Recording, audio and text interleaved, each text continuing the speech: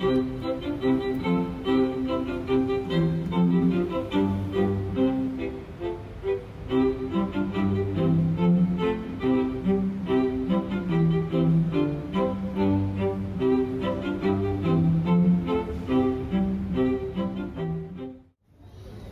來今日小白兔佢哋一家人收到一啲小種子啊！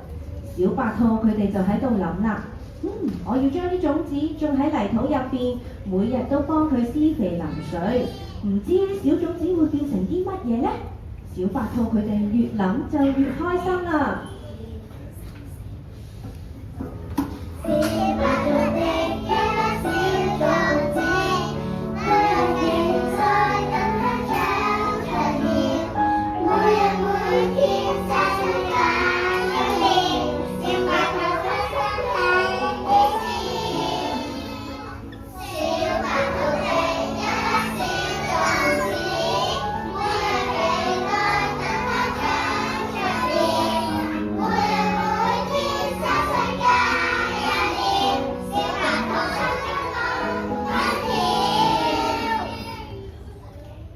小白兔一家人就話啦：好期待呀！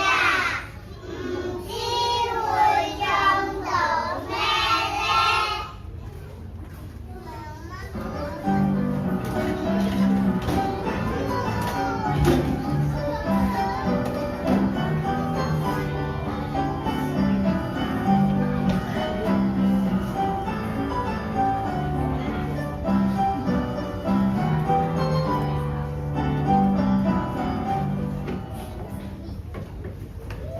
小白兔一家人咁努力種植小種子，唔知有邊個會嚟幫佢哋呢？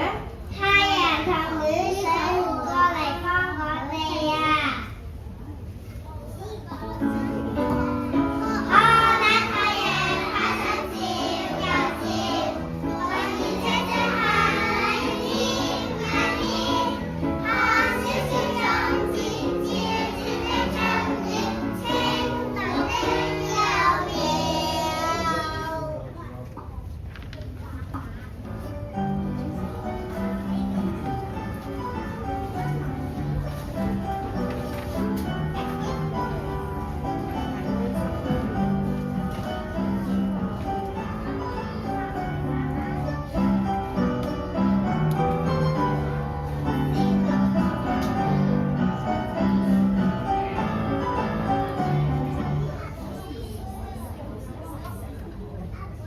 有咗太陽同雨水嘅幫忙，小種子終於都發芽長大，變咗紅蘿蔔啦！小白兔一家人喺度拔蘿蔔啊！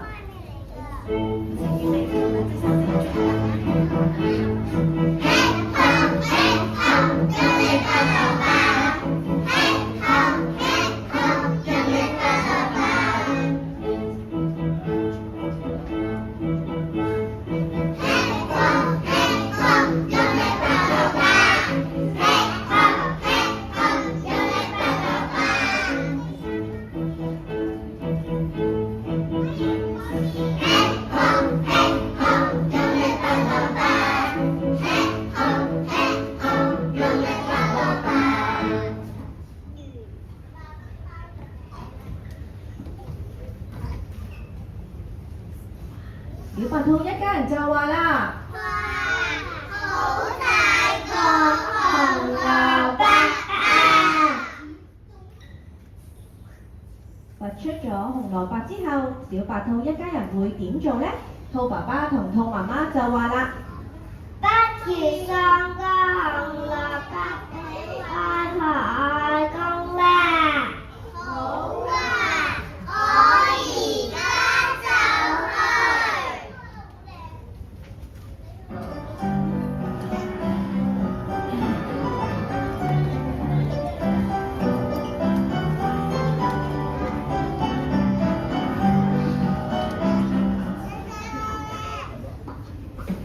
小白兔起程出發去送紅蘿蔔啦！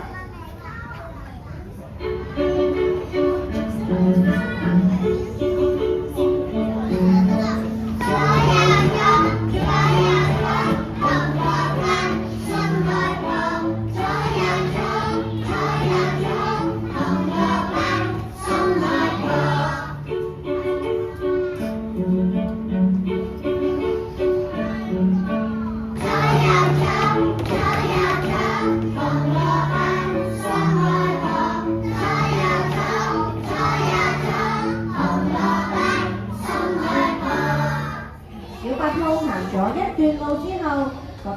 攰啊，於是喺草地上面休息咗一陣，你睇下佢見到邊一個？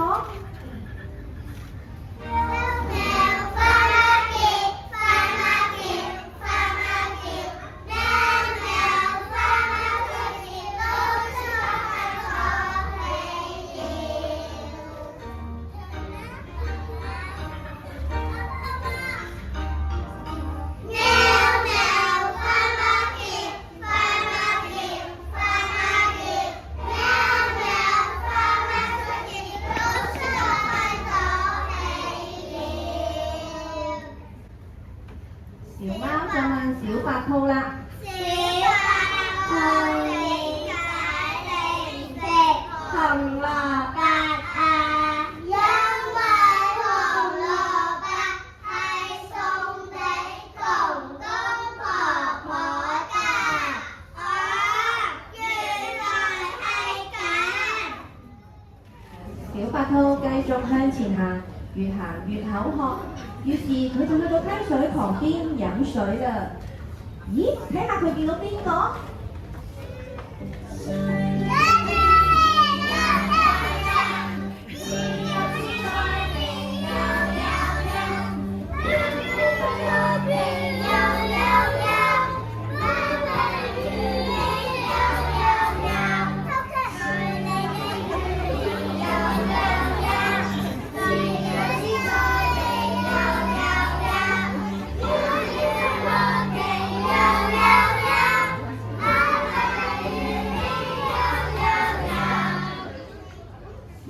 就問小白兔啦。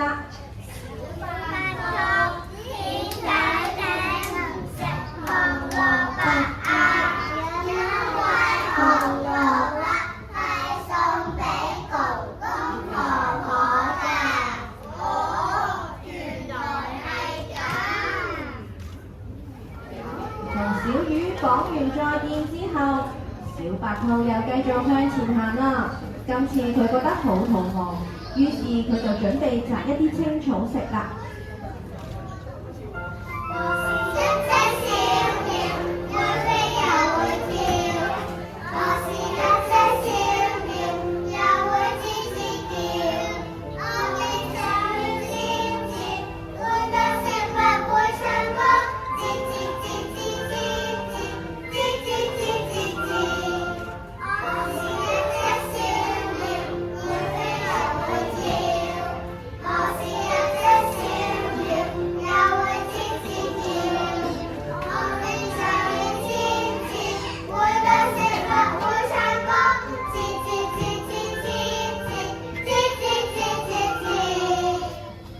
小鳥就問小白兔啦。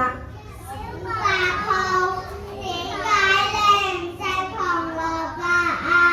因為紅蘿蔔係送俾公公婆婆㗎。哦，原來係咁。公公婆婆佢哋就話啦。小白兔。你係乜鬼龜啊？小白兔就話啦。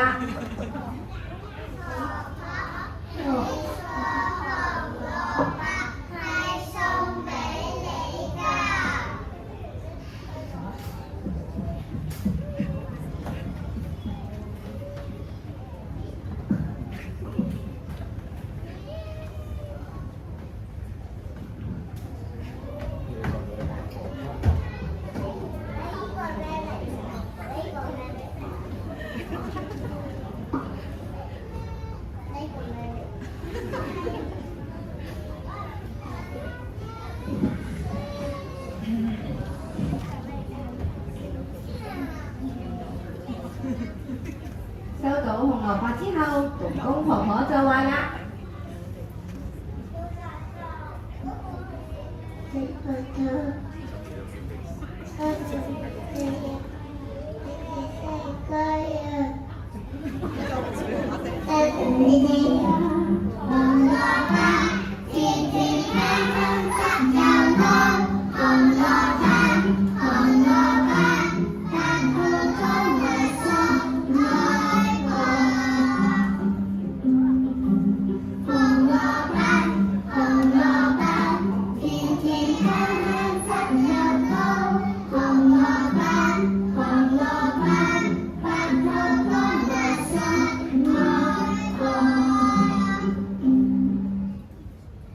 最後小白兔成功將紅蘿蔔送咗俾公公婆婆啦。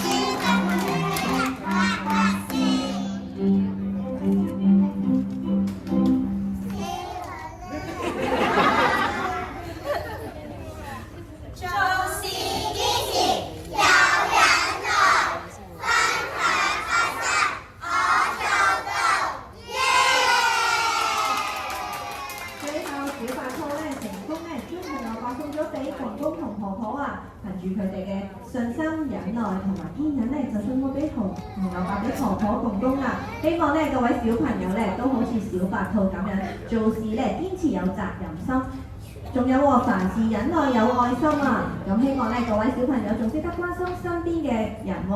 咁我哋咧再次俾啲掌聲台上面嘅小朋友啦，多謝各位小朋友嘅演出，多謝各位家長嘅來臨，亦都俾啲掌聲我哋幼兒班嘅